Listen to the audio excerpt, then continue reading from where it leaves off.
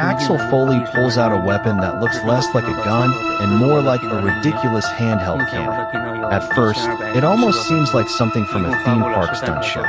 But when he fires, a net-like blast shoots out and briefly catches the target off guard. The two killers instantly realize Axel is a real threat and open fire. Bullets tear through the air, forcing Axel to dive behind a bench and stay low while gunfire destroys everything around him.